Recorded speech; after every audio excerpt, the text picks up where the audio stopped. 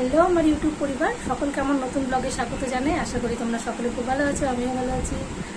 আজকে আমি এক জায়গায় যাব, সেটা হচ্ছে আমার আর আমার মার ইনভাইট আছে।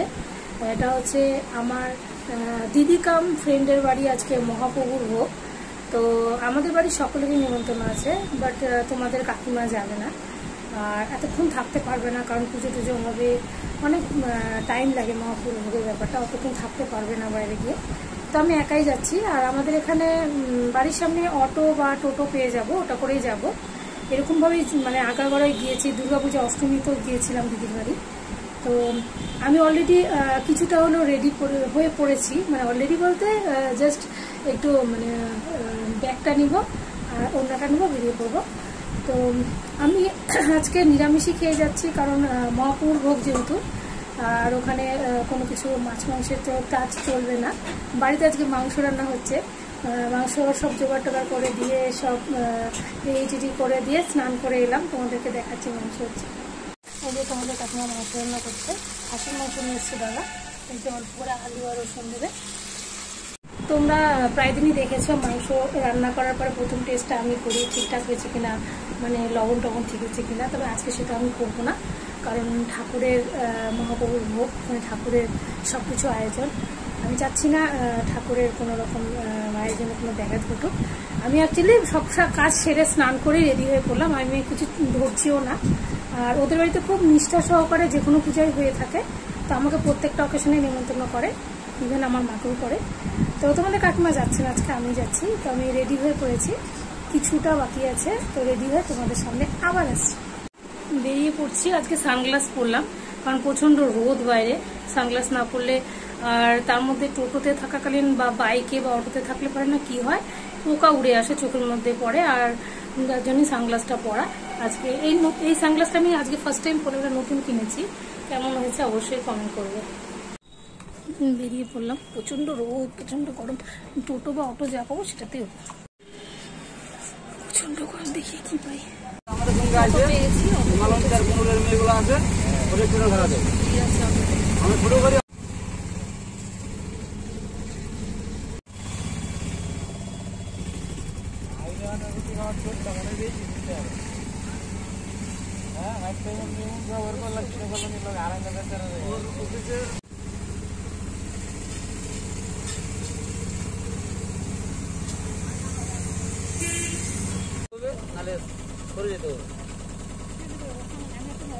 কোনো সুবিধা নাই, ভিতর থেকে লোক নামতে পারে। যাবো কোথায়? কাকিমা না ওই বোতলায়। ঠিক আছে, হ্যাঁ।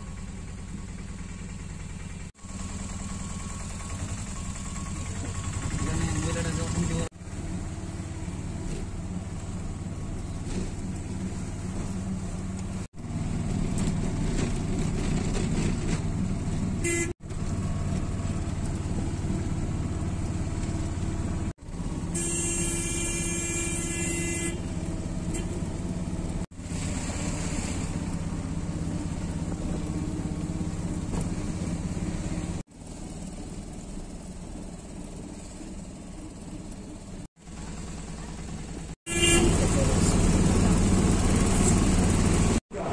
পুজো বেরিয়ে আসলাম, একটু ফ্যানের নিচে বসলাম, প্রচণ্ড গরম লেগেছে অটোতে। একটু মানে রেস্ট করে নিই, তারপরে ঠাকুরের ওখানে যাবো, ভোগ দর্শন করবো।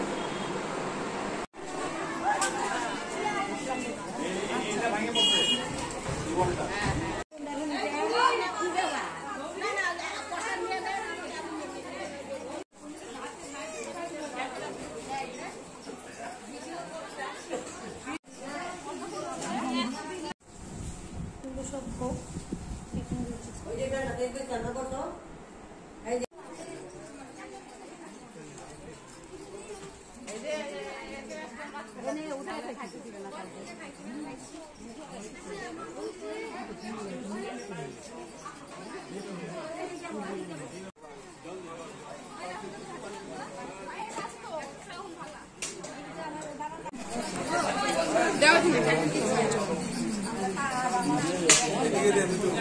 দিতাম তোমার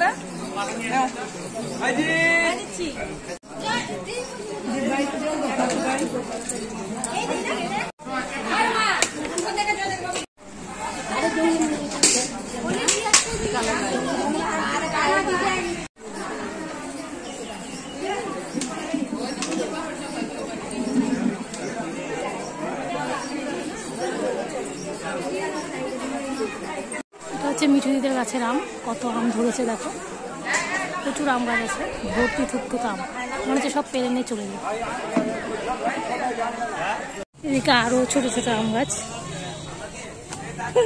মনে এগুলো হাত দিয়ে পারা যাবে। দেখো আমগুলো জাস্ট হাত দিয়ে পারা যাবে, কত ছোট গাছে কত আম ধরেছে দেখো, মনে হচ্ছে পেরে নি। মানে অনেক গ্রামের সাইডে কিন্তু অনেক কিছু গাছ হয়, মানে আম হোক জাম হোক যেটাই হোক কেউ পারে না অন্যের গাছের জিনিস, কিন্তু আমাদের শহরে রায়গঞ্জে হলে পারে কিন্তু এগুলো থাকতো না, এত নিচে আম ঝুলন্ত অবস্থায় থাকতো না।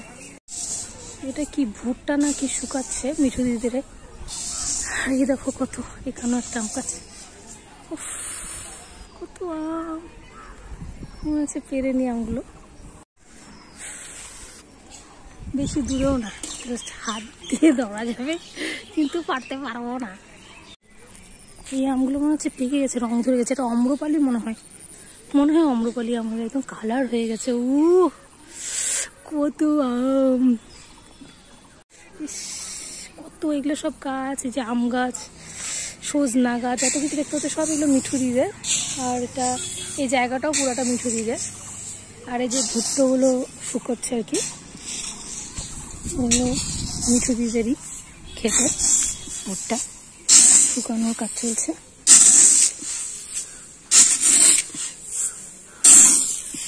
যে গরুগুলো দেখতে পাচ্ছ, ওই গরুগুলো মিঠু দিদিদের। এই যে যত আম গাছ, সজনা গাছ, যা যা দেখতে পাচ্ছ ওগুলো মিঠু দিদিদের। এখানে আসলে একটা আলাদাই পরিবেশ, খুব ভালো লাগে আমার। অ্যাকচুয়ালি অষ্টমীর দিন আসা হয়েছিল, অষ্টমীর দিন, হ্যাঁ অষ্টমীর দিন এসেছিলাম দুর্গাপূজায় নিমন্ত্রণ করেছিল, এসেছিলাম, খুব মজা করেছি। আর ঠাকুরের প্যান্ডেলও ঘুরেছে। মিঠুদি যদিও ঠাকুর দেখতে কম বেরোয়, কিন্তু আমার জন্য 3টা প্যান্ডেল ঠাকুর দর্শন করেছিল।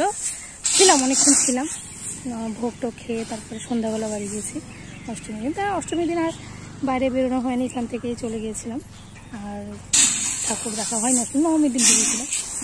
তবে দেখো আমি এই জিনিসগুলো খুব মিস করি, এই সমস্ত জিনিস কিন্তু গ্রামে আসলে দেখা যায়, ভুট্টা শুকানো হচ্ছে, এগুলো কিন্তু আমাদের রায়গঞ্জে সচরাচর আশেপাশে দেখা যায় না। বাইরে আসলে দেখা যায় গ্রাম অঞ্চলে একটু, যেহেতু বাড়ির থেকে একটু গ্রাম সাইডই বলা চলে। এই যে ভুট্টার ইসেগুলো, এগুলো কি বলে এটাকে, যেটা ফেলে দিতে হয় শ্বাসগুলো, এগুলো সব স্তূপাকার করে রাখা আছে। গ্রামে সাইডে আসলে কত কিছু না দেখা যায়, আম গাছ, কাঁঠাল গাছ, জাম গাছ, অনেক কিছু দেখা যায়।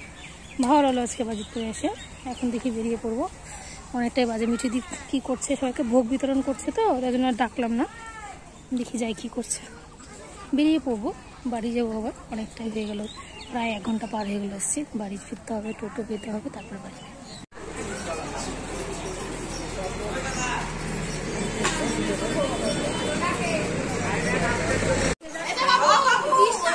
পুচকুটা দিচ্ছে খালা,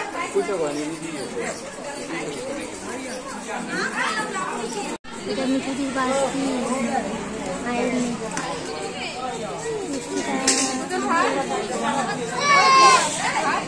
এই যে মিঠুদি বসলো প্রসাদ নিতে, বাড়ির সবাই। এখন বাড়ি যাব, এখন বাজে প্রায় 2:15। এত গরম, বিভৎস গরম এখানে, মনে হয় বৃষ্টি হবে, বৃষ্টি বা ঝড় উঠবে, নাহলে শান্তি নাই, চরম গরম। ভাগ্যিস মাকে নিয়ে আসিনি, মাকে নিয়ে আসলে তো মা সেদ্ধ হয়ে যেত। এই যে ভোগ দিয়ে দিয়েছে, ভোগ নিয়ে যাচ্ছি বাড়ির সকলের জন্য, ভোগ দিয়ে দিল, কিনে যাচ্ছি। আর এখন শুধু টোটোর অপেক্ষা, করছি, টোটো পেলেই উঠে পড়বো। বেশিক্ষণ তো লাগে না, 15 মিনিট লাগে টোটোতে, টোটো দাঁড়াতে।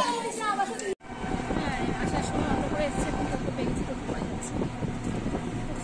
মানে এত গরম লাগছিল ওখানে, বলে বোঝাতে পারবো না। এখন টোটোতে তো শান্তি হাওয়া লাগছে।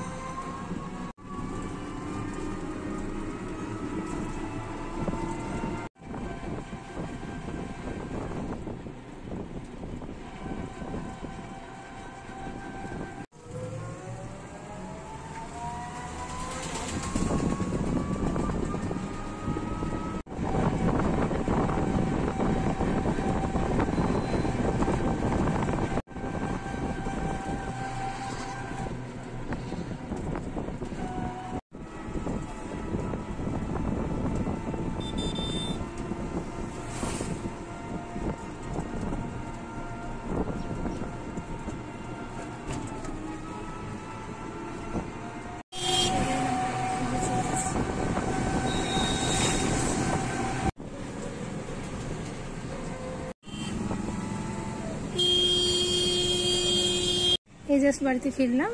আর এখন ওয়েদারটা অনেকটাই আয়ত্তে এসছে, মানে বৃষ্টি বৃষ্টি হবে মনে হচ্ছে, কিন্তু অতটা মানে বাজিতপুরে যতটা গরম মনে হচ্ছে এখানে কিন্তু ততটা মনে হচ্ছে না রায়গঞ্জে। তো এখন একটু ফ্রেশ ট্রেশ হবো, রেস্ট করবো। আমার ব্লগটা আমি আজকে এখানে শেষ করছি, দেখা হচ্ছে নেক্সট ব্লগে। সবাইকে শুভ বিকাল অ্যান্ড টাটা।